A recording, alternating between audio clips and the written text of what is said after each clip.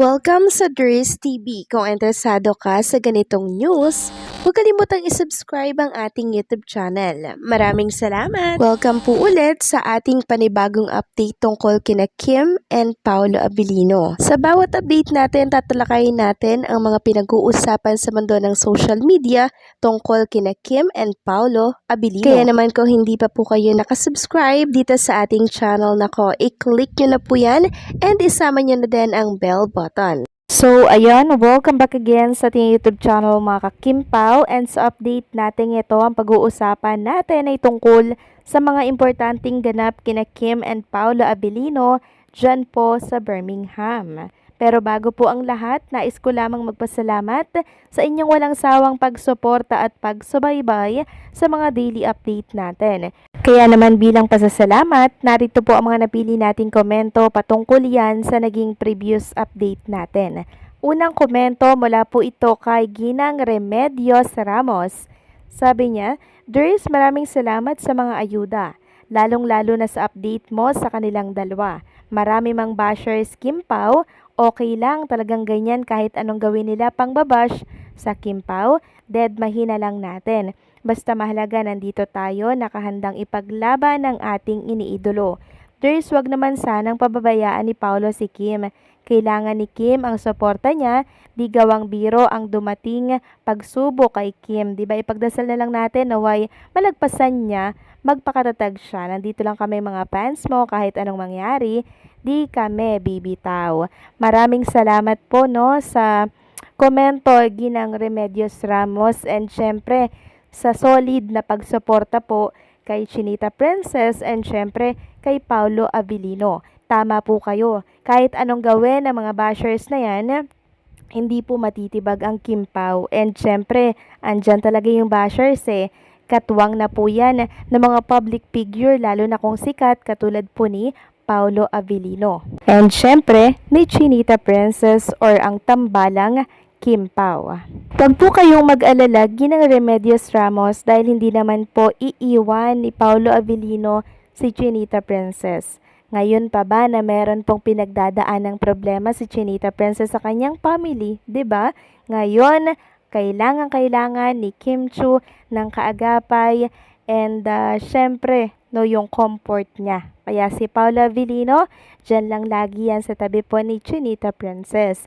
May time na hindi man natin sila makitang magkasama, pero wala lang yun mga kakimpaw. Ganon po talaga, kahit nga mag-asawa, hindi rin po nagkakasabay or hindi rin po minsan madalas makita. Kaya normal lang na hindi natin madalas or minsan makita si Kim and Paolo na magkasama. Ang importante, ayos ang samahan nilang dalawa. So maraming salamat sa komento, Ginang Remedios Ramos. God bless po and babuhay kayo. At ang pangalawang komento naman mula po kay Jairus Kitchen. Sabi niya, for sure na miss nilang isa't isa kasi nasanay na sila sa locking taping nila sa Cebu na everyday magkasama sa pagkain at laging nasa tabi ang bawat isa. Kaya siguro ang lungkot ni Kuya during sa travel, di talaga siya sumasali sa mga picture ng team eh. Pero pag nandyan si Ate Kimi sa tabi niya, alam ko happy siya at di lang mag-wait sa gilid. Na parang batang iniwanan ng isang ina. Kaya sa konting panahon na di sila nagkita for sure, may narealize si Kuya Pao na ang lungkot ng buhay pag walang Ate Kimi sa tabi niya. Ang saya pag lagi silang magkasama, Ate Dries. Maraming salamat sa komento, Jairus Kitchen. Very well said, no? Yung mga sinabi mo dito sa komento na sanay lamang si Paolo Abilino na laging kasama si Chinita Princess. Si Kim po kasi, mga kakimpaw, iba to eh. Sobrang bubbly, sobrang saya, kalog. Tatawa ka lang ng tatawa pag si Kim po ang kasama mo, makakalimutan niya yung problema. Kaya naman, nung time na hindi kasama ni Paolo si Kim Chiu, eto ang epekto, malungkot na Paolo, parang naiwanan po ng ina sa isang sulok. Pero wag kayong mag-alala, ganun talaga pag nagmamahalan mga kakimpaw. Meron talagang time na hindi sila sanay, na hindi nila kasama ang isa't isa. So maraming salamat sa komento, Jairus Kitchen. God bless and mabuhay ka.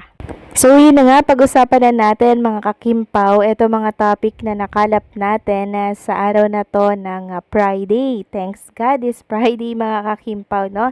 So kahapon, di ba natalakay natin yung tungkol sa shinare ni Kim Cho na shadow, na kung saan makikita nga dito nakasama niya po si Paolo Abilino, di ba? Ang daming masaya dito kahapon. Tapos, after po na i-post yan ni Chinita Princess sa kanyang Instagram story, gumante si Paolo. Nirepost din po ni Paolo Abilino ito sa kanyang Instagram story. So, ang sweet, di ba? Pag-kumpirma na siya nga po talaga yung kasama ni Chinita Princess sa pag-jogging dito po sa Birmingham. Way siguro ito ni Paolo Abilino, mga kakimpaw and Chinita Princess, para basagin ang mga agam-agam at mga nag-aalalang mga Kimpaw fans na hindi po sila nakitang magkasama sa flight, 'di ba? So sana ay panatag na po ang mga Kimpaw Nation natin. At alam niyo ba mga kakimpaw, nang makita ito ng mga Kimpaw Nation, grabing tuwa nila. Yung iba nga po sa sobrang saya, sumakit daw po yung dibdib nila. Sabi nga po ni Ma'am Badet, ako sakit ng puso ko, masama pala yon yung sobrang tuwa. Mahirap din palang huminga kasi kakaantay ko sa ayuda nung nakita ko na sobrang tuwa ko. So hinay-hinay lang mga kakimpaw ha. Sa sobrang kasiyahan, masama din po yan. Huminga muna kayo ng malalim, tapos ikalman nyo lang yung sarili ninyo dahil for sure, mas marami pang ayuda ang matatanggap ninyo mula po sa Birmingham. Una pa lamang yan ha, patikim pa lamang yan. Ano pa pag sumalang na po si Kim and Paolo sa stage para mag-perform. Siguradong sabog na naman ang ating mga social media account neto. At eto pa nga po mga kakimpaw, meron ulit tayong nakalap na ayuda mula ito sa mga social media account. Credit po sa mismong may-ari ng picture na to. Ibabahagi at isi-share ko lamang sa mga followers and subscribers natin dito sa YouTube para nang sa ganon ay maging good vibes lalo ang kanilang araw ng Friday. So, eto po mga kakimpaw, may panibagong picture na naman si Kim and Paolo Abilino together na kung saan nagkape-kape, nag-date na naman sila sa Birmingham. Grabe, no? Talagang sunod-sunod na yung paayuda. Kaya naman sa mga nag-aalala dyan kay Kim and Paolo Abilino na may tampuhan, ayan po yung may tampuhan, no? Sobrang sweet nila together na nagkakape-kape sa isang bar. So, enjoy lang kayo dyan, Kim and Paolo, dahil sa mga simpleng picture na to, ang dami nyong napapasayang mga Kimpaw fans. Alam nyo naman na talagang marami ang nagmamahal sa inyong dalawa. Kaya konting galaw, konting kibot, maraming nag-aalala no, na hindi kayo okay. And ngayon, mas napatunayan natin na talaga naman pong walang problema si Kim and Paolo Abilino, kaya walang dapat ipag-alala ang mga Kimpaw fans na sumusuporta sa inyo. So sana po naging masayang lahat sa ating paayuda ngayong araw ng Friday. So anong say niyo dito mga kakimpaw? Please comment down below and don't forget to like, share, comment, and subscribe.